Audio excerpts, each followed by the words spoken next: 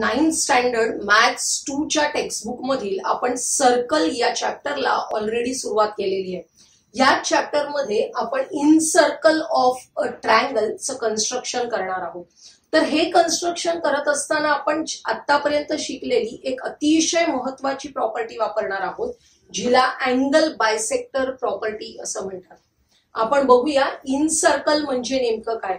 The circle which touches all the sides of a triangle is called in circle of a triangle. लक्षात घ्या। आणि ह्या in सर्कलचा जो centre असतो त्याला म्हणतात in centre of the triangle. The centre of the circle is called the in centre.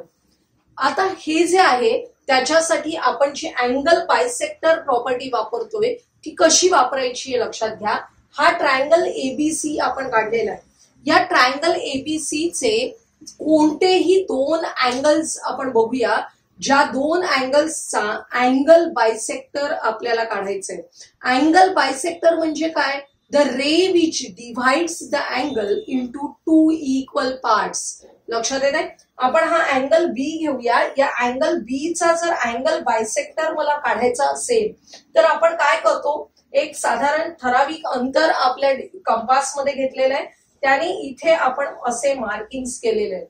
आणि आता या नवीन मार्किंग्सचे जे पॉइंट ऑफ इंटरसेक्शन आहेत विथ द साइड्स त्यांच्यावर कंपास ठेवायचे आणि आपल्याला एकमेकांना इंटरसेक्ट करणारे असे आर्क्स काढायचे।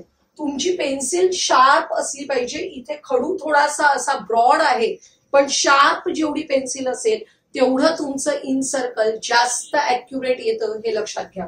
आता मी या पॉइंट बी आणि हा जो पॉइंट ऑफ इंटरसेक्शन आहे यांना जोडणारा रे काढतीये, which is the angle bisector of angle B. या अँगल बी चा अँगल बायसेक्टर आहे, लक्षात येते। असाच आपण या अँगल सी चा अँगल बायसेक्टर काढूया। बघा, अँगल सी वर कंपास ठेवायचंय। अँगल सी वर कंपास ठेवून अशा प्रकारे दोन आर्क्स करून घ्या इक्वल डिस्टन्स कंपास मध्ये ठेवून। आणि आता या आर्क्स वर कंपास ठेवायचे आणि एकमेकांना इंटरसेक्ट होणारे असे आर्क्स आपल्याला करायचे। हे आर्क केल्यानंतर या आर्क्सचा जो पॉइंट ऑफ इंटरसेक्शन आहे तो लक्षात घ्यायचा आहे आणि हा पॉइंट ऑफ इंटरसेक्शन आपण या सी बरोबर जॉईन करायचे। म्हणजे आपल्याला मिळेल जो ray which is an angle bisector of angle C. लक्षात आले? Angle bisector of angle C काढतोय आपण अशा प्रकारे। आता हे जे दोन अँगल बायसेक्टर्स आहेत त्यांचा जो पॉइंट ऑफ कॉन्करन्स आहे तो पॉइंट ऑफ कॉन्करन्स म्हणजे आय असं आपण नाव देऊया। आपण या ए चा जरी पॉइंट अँगल बायसेक्टर काढला तरी तो बरोबर या पॉइंट मधून जाणार आहे। मी सध्या काढते इथे डायरेक्ट रफ। तर हा जो पॉइंट ऑफ कॉन्करन्स आहे ऑफ ऑल द थ्री अँगल्सचे अँगल बायसेक्टर्सचा त्याला आपण आय असं नाव देऊया। हा आय झाला तर आपण आता काय करूया, हा जो आय आहे त्या आय मधून या ट्रायंगलच्या साइड्सवर परपेंडिक्युलर ड्रॉ करायचे। कारण आपण बघितलेलं की if I is any point on the angle bisector then I is equidistant from the sides of the angle. आपली जी अँगल बायसेक्टर प्रॉपर्टी आहे ती काय सांगते, I is any point on the angle bisector then I is equidistant from sides of the angle. आणि equidistant ते जे distance आहे ते डिस्टन्स आपण कसं काढणार आहोत, या आय वरून परपेंडिक्युलर ड्रॉ करणार आहोत। परपेंडिक्युलर काढताना तुम्ही आपल्या या सेट स्क्वेअरचा वापर करू शकता किंवा पट्टीवरची कोणतीही डार्क लाईन आपण या लाईनशी कोइन्साइड करून परपेंडिक्युलर काढू शकतो। आता सेट स्क्वेअर मी तुम्हाला दाखवते। हा जो एबी आहे त्या एबी वर सेट स्क्वेअरची एक साइड ठेवायची आणि या आय वर ठेवायची आणि आपल्याला इथून अशा प्रकारे परपेंडिक्युलर ड्रॉ करायचे। लक्षात आले तुमच्या? तर असे जे परपेंडिक्युलर ड्रॉ केलेले आहेत तुमच्या लक्षात येईल की हा आय असेल, हा पी क्यू आर, तर I P is equal to I Q is equal to I R. I P is equal to I Q is equal to I R. कारण I is a point on the angle bisector and this point is equidistant from the sides of the angle. हे लक्षात घेतलं तर हे सगळे angles आहेत ते equal आहेत. आणि आपण आता कंपास मध्ये हे एवढं डिस्टन्स घ्यायचंय which is equal to IP किंवा IQ. हे आपण कंपास मध्ये डिस्टन्स घ्यायचंय आणि एवढ्या डिस्टन्सने हे रेडियस घेऊन I ऍज अ सेंटर काय काढायचंय तर सर्कल काढायचंय. तुमच्या लक्षात येईल हे जे सर्कल आहे ते आपल्या सर्व साइड्सना टच करणार आहे. तुमची पेन्सिल जेवढी शार्प असेल तेवढं तुमचं हे इन सर्कल जास्त ऍक्युरेट येणार आहे. लक्षात येते. तर अशा प्रकारचं circle which touches all the 3 sides of the triangle is called in circle of a triangle. इथे बघा माझं थोडंसं सर्कल बाहेर गेलेलं आहे, टच न करता इंटरसेक्ट झालेलं आहे. तर असं व्हायला नको. तुम्ही त्यासाठी शार्प पेन्सिलचा यूज करायचंय की ज्यामुळे तुमचे अँगल बायसेक्टर्स आणि त्यानंतर काढलेले परपेंडिक्युलर्स हे जास्त ऍक्युरेट असतील. आपण एक क्वेश्चन बघूया.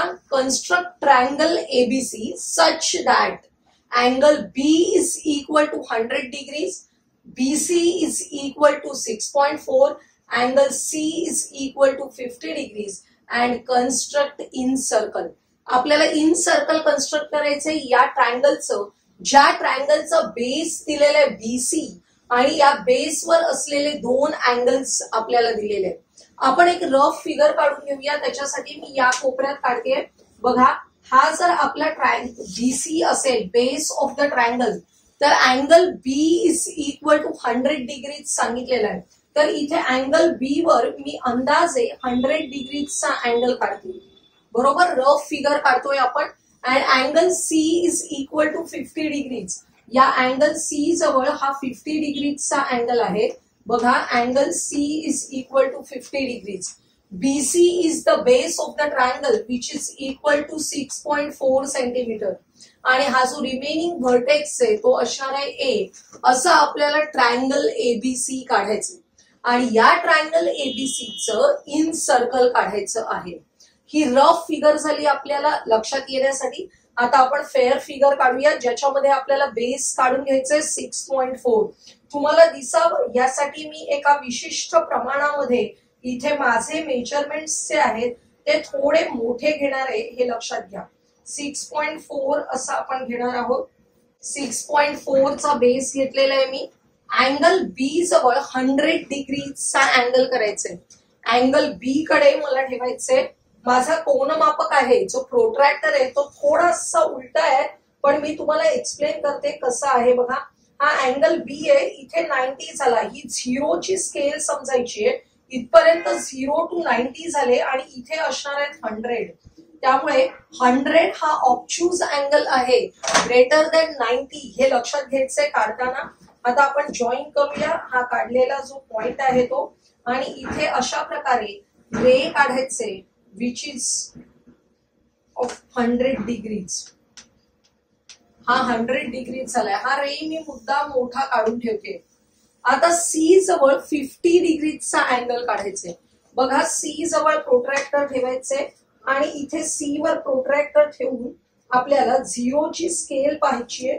0, 10, 20, 30, 40, 50 अशा प्रकारे इथे 50 ला मार्किंग करून घ्यायचंय आणि C जो आहे तो आपल्याला इथे 50च्या काढलेल्या पॉइंटला जोडून हा रे एक्सटेंड करायचा. लक्षात घ्या हा जो रे आहे तो आपल्याला इथे या पहिल्या रेला इंटरसेक्ट होईपर्यंत एक्सटेंड करायचंय हे लक्षात घ्या. आता इथे बघा माझं काय झालेलं आहे थोडस पुढे वाढवावं लागणार आहे अजून. व्यवस्थित हे 2 पॉइंट्स इंटरसेक्ट होतील तिथे आपला पॉइंट A असणार आहे ट्रायंगलचा. हा ट्रायंगल ABC झाला. C is equal to 50 degrees and 6.4 centimetre BC घेतलेला आहे आपण. आता आपल्याला इन सर्कल काढा असं सांगितलंय. इन सर्कल काढताना आपण मगाशीच बघितलं आपण काय करतोय कोणत्याही 2 अँगल्सचे अँगल बायसेक्टर्स आपल्याला काढायचे. आता मी अँगल B वर कंपास ठेवलेला आहे आणि अँगल B चा अँगल बायसेक्टर काढते. बघा अँगल बायसेक्टर काढण्यासाठी असे इक्वल डिस्टन्सने आर्क करून घ्यायचे, या आर्क वर कंपास ठेवायचंय मला आणि पुन्हा एकमेकांना इंटरसेक्ट होणारे असे आर्क काढायचे। इथे आपण कंपास ठेवलेले दुसऱ्या आर्क वर असे एकमेकाला इंटरसेक्ट होणारे आर्क काढलेले आहेत। मी आता अँगल बायसेक्टर काढतेय। बघा हा जो पॉइंट ऑफ इंटरसेक्शन आहे, या पॉइंट ऑफ इंटरसेक्शनला या पॉइंट बी हा जो व्हर्टेक्स आहे त्याच्याशी जॉईन करायचे, म्हणजे आपोआपच आपल्याला अँगल बायसेक्टर मिळेल। असाच आपल्याला अँगल सी चा अँगल बायसेक्टर काढायचे। बघा पुन्हा कंपास मध्ये एक ठराविक डिस्टन्स घ्यायचे आणि दोन्ही बाजूंना त्या एकाच डिस्टन्सने मार्किंग करायचे।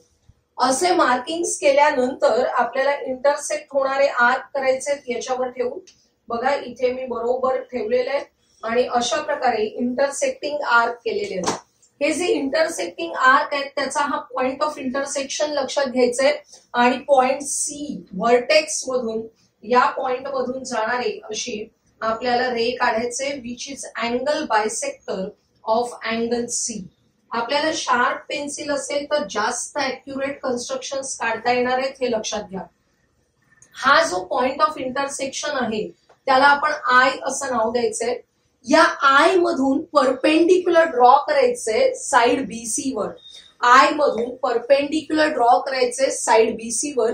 त्यासाठी मी अशा प्रकारचा सेट स्क्वेअर वापरते। बघा त्याची ही खालची साइड आहे ती या बीसी वर ठेवायची आहे आणि नंतर आय वर त्याची ही साइड ठेवायची। तुम्हाला दिसतंय एक साइड आहे बीसी वर, ज्या साइडवर आपल्याला परपेंडिक्युलर ड्रॉ करायचंय, आणि दुसरी साइड आहे आय वर की ज्या आय मधून आपल्याला या साइड बीसी वर काय करायचंय, परपेंडिक्युलर ड्रॉ करायचंय। इथे मी पी नाव देते, I P is perpendicular to BC.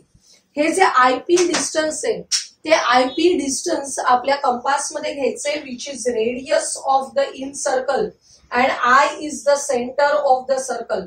लक्षात घ्या, I is the centre of the in circle and I P is the radius of the circle.